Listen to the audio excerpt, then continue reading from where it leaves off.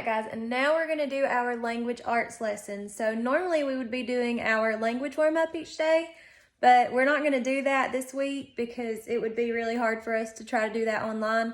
So what we're going to do, we're going to take this time to review some specific things that I've seen we need to work on and review before we come back to school next week and start that grammar warm-up again. So first of all, we need to review nouns. A noun is a person, a place, a thing, an animal, or an idea. So remember, we're kind of adding these two categories. We could classify animals as things, but I just like for them to have their own category. And we're adding this new one, idea, because that's going to be important when we start concrete and abstract nouns, because it's going to be things that we can't really see, smell, touch, taste, or hear. So that's what nouns are. But today we're going to focus on singular nouns and plural nouns because I think we know what nouns are, but we need a little more practice with singular and plural. So a singular noun names one single thing, or one single noun. So remember, we've talked about how in the word singular, you can kind of hear the word single.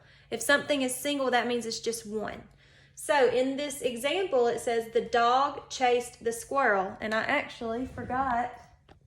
I don't even know what I did with my pen. Well, anyway, if I look for the nouns in this sentence, a dog is an animal, and I'm just talking about one dog. It's singular, so I underlined that one.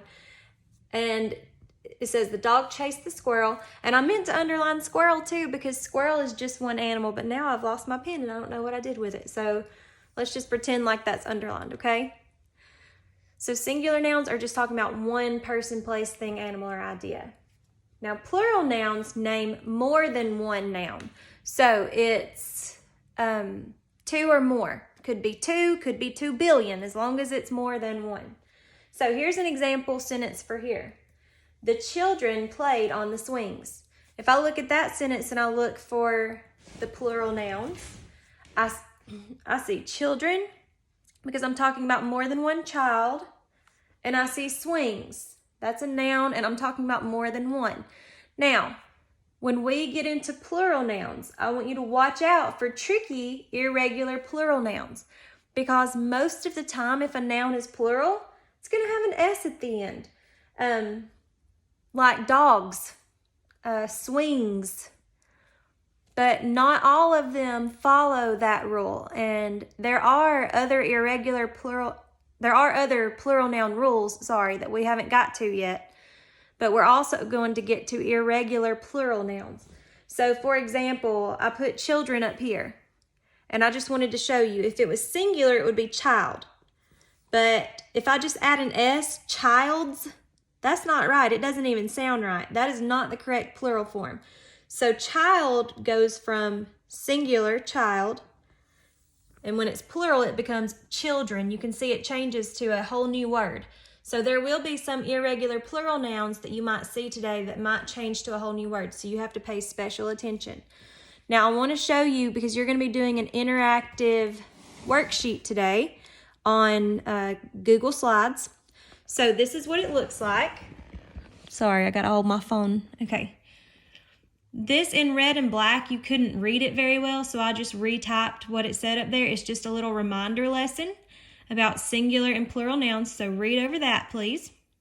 And then down here, I made this kind of interactive. Normally, of course, we would copy it on paper, but we can't do that right now since we're stuck at home.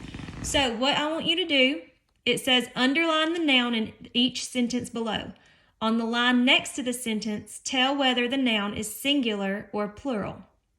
So over here it says drag the red line to underline the nouns in the sentence. So what you do, you click on that red line and you just drag it to wherever you want to put it. Okay, and if it's too long or too short, you can grab the end and you can stretch it, or you can make it smaller, whatever you need to do. But for the nouns in the sentence, you're going to just drag this red line. Okay? And then once you've got the noun underlined in the sentence, whoops, sorry, I meant to make that go away.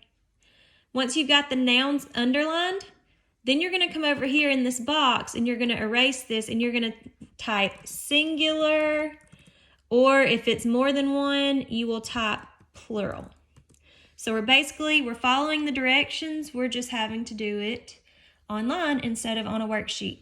So if you have any questions, you can email me, or your parents can message me on Remind, or you can comment in Google Classroom and I can see that as well.